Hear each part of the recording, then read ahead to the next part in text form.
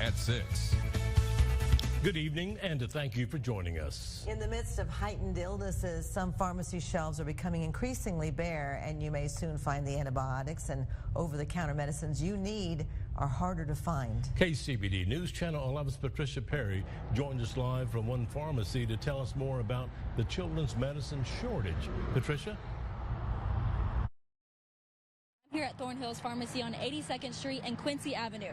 I met with the owner of this pharmacy today, and he tells me that antibiotics, cough medications, and allergy medications are all in high demand, but these medications are on back order. Jared Thornhill says it's a tough conversation to have when a parent comes in needing a medication and he doesn't have it in stock. In times when his pharmacy has run low, he's turned to suppliers, seeing what they have in stock, and has been researching different wholesalers to be able to help these patients. But if it comes to it, he says to call more pharmacies to make sure you can get what you need.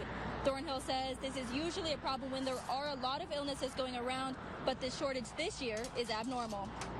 But for whatever reason this year, it seems like it's been, I don't know if it's still supply chain issues from COVID or what it might be, but it's this year in particular seems to be quite a struggle. Luckily, Thornhill says he hasn't had to turn anyone away just yet, but this could be a problem for weeks to come.